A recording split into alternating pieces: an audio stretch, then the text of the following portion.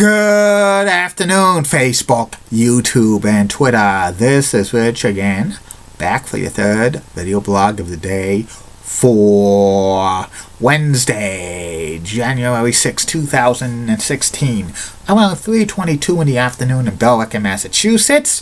It's a nice day out, highs in the low 40s, the birds are chirping and stuff, and this is decent winter weather and stuff. Not too cold or snowing and stuff, and gradually some of the snow's melting. It'd be gone by this weekend because of a rainstorm in the 50s, but sooner or later the bitter cold's gonna come and the big time snow. Some news to report. The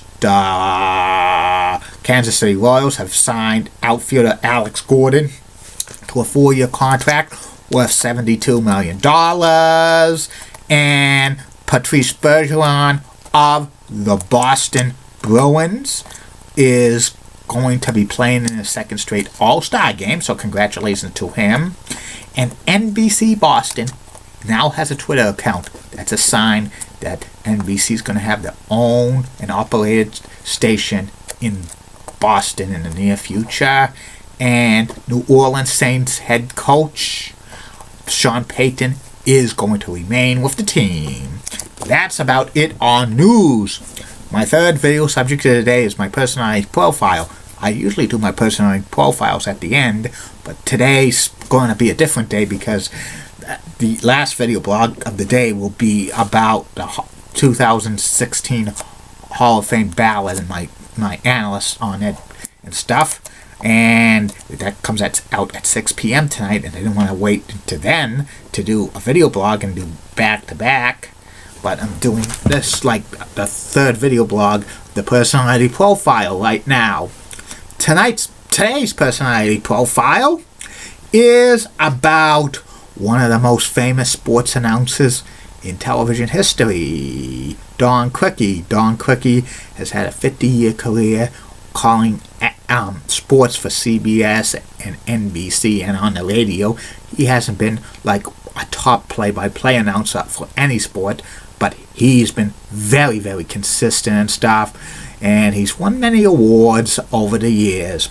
Don was born in Buffalo, New York, and he grew up in nearby Kenmore, New York, and he went to St. Joseph's College State School, and then he went to the University of Notre Dame and stuff.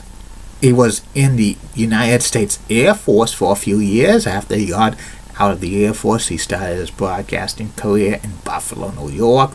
He started doing national play-by-play in 1967 when he joined CBS Sports.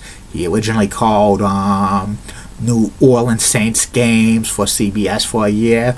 Then in 1968, he worked as regional NFL announcer. He did that for about 11 years for CBS. He called that game where Tom Dempsey kicked a 63-yard field goal. Tom Dempsey was a kicker who was born with a club foot and a half arm and stuff. And also, like, Don worked for CBS doing voiceover work. Also, he called NBA games, golf, tennis, horse racing, and the NHL when he was with CBS Sports the first time around. In 1979, Don switched to NBC Sports, and he was actually traded from CBS Sports to NBC Sports for Kirk Gowdy. That's an interesting fact. While at NBC, Don continued to work NFL games. He actually was the number 2 NFL announcer for NBC for a few years in the 1980s, calling some playoff games and stuff. He also called college basketball for NBC, including the 1981 NCAA men's basketball tournament. He called Olympic games. He did some NBA games for NBC, and he called 14 Orange Bowls during the time he was with NBC Sports, and he also called 2 years of Monday Night Football on the radio for NBC Radio Sports and also two Super Bowls and stuff. And Don continued on with like NBC Sports well into the 1990s and stuff. And in 1998, Don returned to CBS Sports. He was like a lower level announcer for the NFL for years and stuff. And for about 5-6 years, he mainly called Buffalo Bills games for CBS. And he also did some college basketball, college football, and women's college basketball. Plus, from time to time, he was on the CBS Sports Network. Also, like, Don, for many years, called New England Patriots preseason football games for WBZ television and stuff. And he also, for a few years, called local Dallas Mavericks games on television and stuff. And he was, like, for a few years, like, co-host for Inside Edition weekends and stuff.